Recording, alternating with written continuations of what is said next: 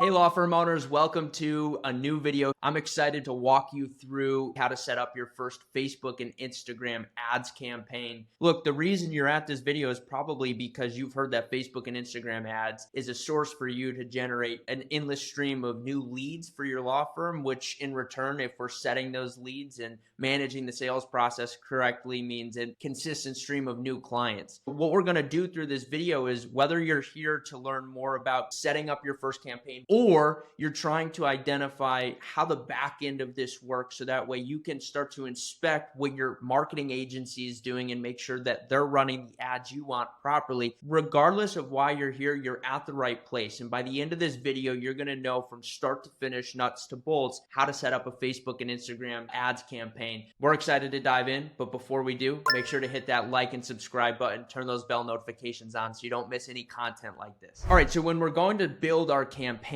we have to start by looking at our message media market, also known as your creative. There's really three creative types when it comes to Facebook and Instagram campaigns. The first is a static image. This is just a general one image that's on your ad. This is supposed to grab the attention. It's one single image. The second is a video ad. A video ad should be a short and concise, usually anywhere from 15 to 30 seconds, that grabs your attention. It's got a hook and keeps you engaged and has a call to action to click below. And then the third is known as carousel ads. You can have up to 10 images telling a story or asking thought-provoking questions, including a call to action in the carousel, with a strong first carousel image that's grabbing the attention with a hook. So when we're starting to build our campaign, we have to start from what type of creative are we going to build? And then from there, we can go into the next piece. And just a heads up, at the end of this video, we're actually going to walk you through a live example of a current ad we have running,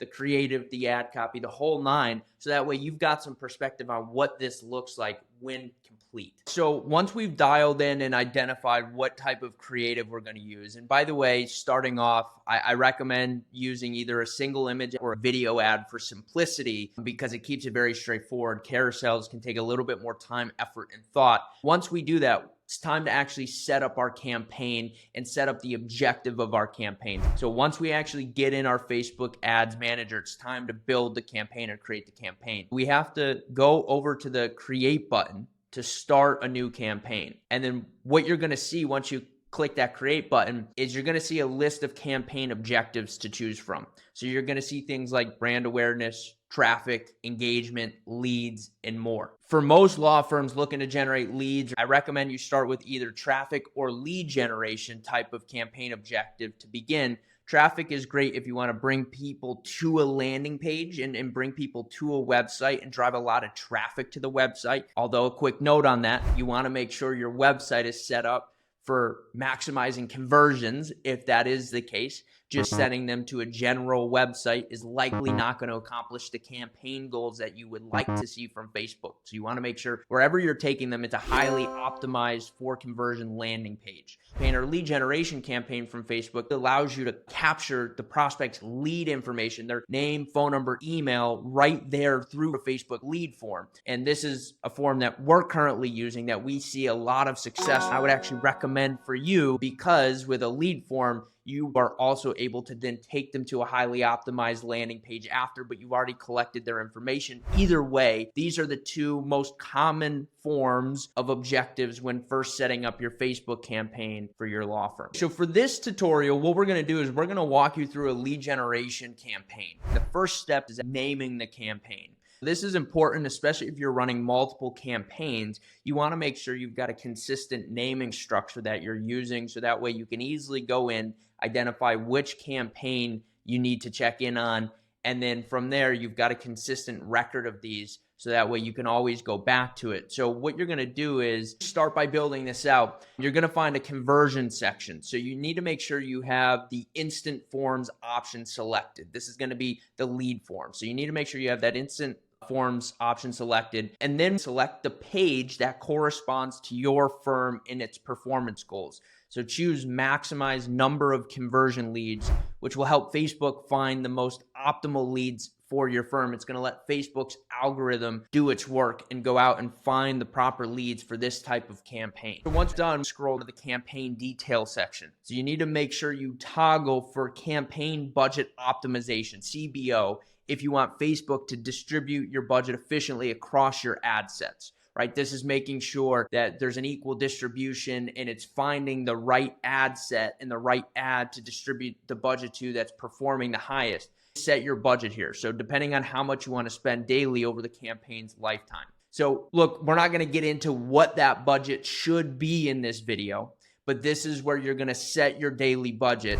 You're going to determine what that is by you doing all of the math and working backwards to figure out what your campaign's goals are, figure out what your hire rates, your show rates, your set rate, and how many leads you need to accomplish those goals. So divide that into the number of days in a month to identify your daily goal. Once you've got that, if we're talking about message, media, market, define your audience or market. Identify what that is. Targeting. This is where Facebook ads get powerful. Click on Create New Audience button. Once we've done that, you need to start by selecting your location. So if you're a law firm focusing on a region, enter your city or state here. So this is where you have the ability to get hyper geographic and make sure that you're targeting the right people. If you're nationwide, select the United States. If statewide, select your state. If more local, select your city. Then set your age range. Depending on your practice area will depend on what that age range should be for your clients. So you know what your client avatar looks like, but a general range could be 30 to 60 years old, depending on your demographics. So you're going to select that age range, whatever that should be for your client avatar. Here's where it gets interesting. So once you've selected your location, you've selected your age range, now you can get into detailed targeting. So this is where Facebook really starts to work its magic. So you can enter interests or behaviors. For example, small business owners, or legal services, or even better, you can even target competitors' followers. So if there's a competing law firm in your area in the same practice area as you, and they've got a big social media presence, or they've got a Facebook page or an Instagram page, you can actually target their followers. You want to make sure that you're being specific, but avoid narrowing too much. Make sure you've got general concepts targeted on your demographic. If you narrow it too much, like you're talking about Sally, a single mom in Charlotte that likes arts and crafts, that has this issue, now we're narrowing it so far down that it starts to limit our reach. And the reach is the amount of people we can reach based off of our targeting that are actually going to have the opportunity to see our ad. So if we pigeonhole that too deep, we're not going to get enough reach to get results. But then if we make it too broad and our ad doesn't speak properly to the right people, you have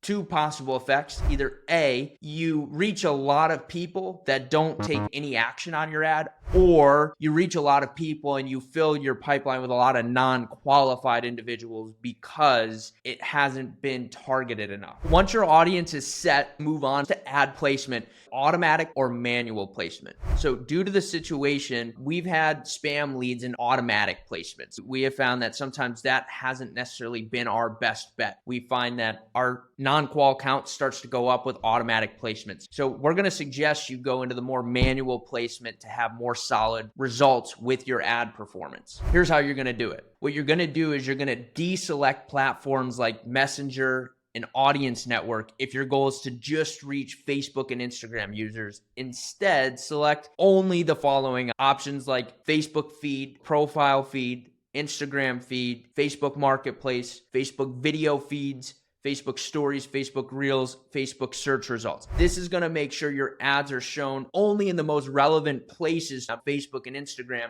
rather than across the entire Meta network suite. This is going to hyper focus your ads to be in the correct placement. We've got the technical piece set up of the campaign. You've got the naming done. You've got your placements done. You've got your type of campaign it is, so the lead campaign, and we know what that looks like, and we've identified our market and demographic. Now is the fun part. This is where the magic happens. So it's actually building out your ad. Like I alluded to right at the very beginning, we have to start by choosing your ad format and or your creative. So whether you're doing a single image ad, you're doing a video ad, you're doing a carousel ad. For a simple campaign, I recommend starting with a single image or a video ad. They're straightforward and they can get you up quickly. And so once we've identified our creative, the next step is to write a clear headline and copy. The ad headline draws your attention to the button. The first line in the ad copy is important. So for us, if we're looking at our particular ad here, you'll see that we used a really strong hook. Once we've got our headline, couple things as far as ad copies go. Yes, obviously the hook is important. What you put after that is important, but arguably the hook is very important as long as you're ending that ad copy with call to action, which leads me to the next part of this. You've got to pick a call to action button. So Facebook's got preloaded call to action buttons. Traditionally, some of the most successful ones are suggesting using the learn more. All right, so look, after you've determined what your ad creative is and you've determined whether you're doing a single image ad or a video ad, now it's time for you to start writing your headline and your ad copy. With headlines, you want to keep them short and concise. They should be straight to the point. The best practice for your ad copy is that first line that people can see, that first sentence. That's your hook. That's where you grab someone's attention. Your hook and your headline are probably going to take the two longest parts of your writing for your ad, because those are arguably the most important components of the copy you're writing for your ad. So you've got to do that. And then in your ad copy, you want to make sure you end with a call to action as well. And then once you've actually written your headline and your ad copy, which by the way, ultimately comes down to copywriting. We're not going to do necessarily a copywriting course in this video, but it comes down to copywriting. And once you've built your ad copy and your headline, now you've got to pick your call to action button. So down in the bottom, right under your video or your image, there's that little button on Facebook ads that says like download or learn more or get offer. These are default from Facebook. You can't change the copy in those buttons. Choose the one most relevant to your ad.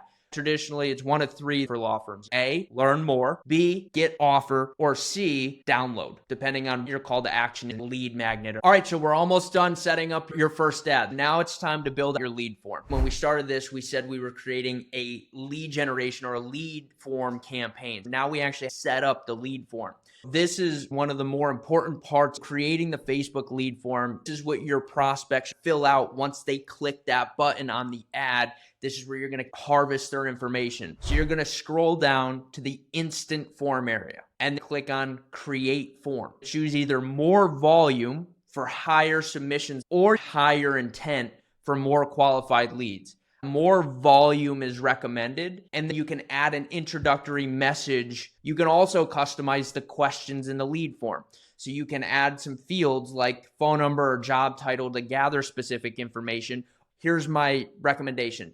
Don't overcomplicate the lead form. Get the essential information, name, email, phone number. The more you overcomplicate it, what's going to happen is you're going to have people click into the lead form and you're going to have people leave because they don't want to fill in all that information. Once you've got the questions introductory page, add a link to your website's privacy policy. This is a requirement of Facebook. If you don't have one, you can use Facebook's privacy policy. This page cannot be bypassed. Finally, when they get to the end of the lead form, create a thank you message. Customize it with a link to your website or a call to action. So we think that once they've submitted the form, our work on Facebook is done. It depends what the next step is in your process. If you want to increase something like self-schedules and get people to move from lead to self-schedule for an appointment with you, then you're going to want to make sure you optimize that thank you page. Make sure you're working on copy again to incentivize people to now go from thank you page to the landing page to complete the process. But if all you're interested in is the lead form and then you're going to have your team work the leads and you're not all that concerned or you don't have the infrastructure for self-schedules, then the thank you page isn't as vital for you. But I would still recommend you put some thought into what the next step is in your funnel and are you taking them to a particular website or landing page and what's going to be on that. Before publishing, you double check everything. Targeting, budget, ad copy, image or video, call to action, lead form, thank you page. Make sure that if there is a link to the landing page after your thank you page. That link is properly set up and ready. Once you're confident everything looks good, hit publish and your Facebook and Instagram ads campaign is live. Congratulations on publishing your first ads campaign. It's an exciting start. Remember, it's not a set it and forget it. This is something that you're going to continuously work over time. You're going to have to tweak it. You're going to have to test new creatives, new ad copy, new headlines. There's more to this process, of course, than just hitting one time publish and then you're going to have all the leads in the world. I wish it was that easy. It is that easy to build the campaign, but you're going to have to work this over time. Once you've done that though, and now that you've got your ad built out, just a couple additional tips for you to consider as you're continuing this process of Facebook and Instagram campaigns. First, follow Facebook's ad policies. If for some reason you do violate their ad policies, they're going to let you know by not publishing your ad. They're going to let you know by declining the ad. When you press publish, there's a review process from Facebook. So Facebook's going to review the ad, assuming it's approved, they're going to go live with the ad. If it's not, they're going to tell you what's wrong with the ad. And so you just need to make sure you have Facebook's ad policies in mind when you're building out ad campaigns. I wouldn't stress too much about this, but it will flag your ads if you break policies. Be aware of their policies. And then a couple of key points law firms should keep in mind when running ads on Facebook and Instagram. Personal attributes, right? So ads can't discriminate based on personal attributes like race, religion, sexual orientation, disability, gender. You want to make sure you're avoiding language that directly references a person's personal attributes. Are you over 50 and need legal advice? Like, those are going to be things that Facebook looks at. You want to make sure you're careful not to pigeonhole people into that. The other thing is sensitive topics, right? So you got to be careful and cautious when you're trying to address sensitive topics like politics, religion, tragic events, just sensitive topics in general. A big one nowadays is misinformation, right? So making sure you're being careful not to falsely lead or mislead people based off of false claims. Avoid using exaggerated language like 100% success rate or guaranteed results. You can't guarantee results anyway, but you got to be careful about the misinformation. Same kind of goes with age targeting restrictions. You've got to be aware that there are some age targeting restrictions that apply to targeting minors, or if you're addressing age-specific products or services, you just have to make sure that those settings comply with Meta. And then, of course, lastly, add creative quality. So you need to make sure, as just, again, an additional note on this, that you're using high-quality images and videos that are relevant to your message and your audience, right? Because poor images or poor videos or misleading graphics cause a disconnect between what you're saying in the ad copy in your headline and what's actually being shown.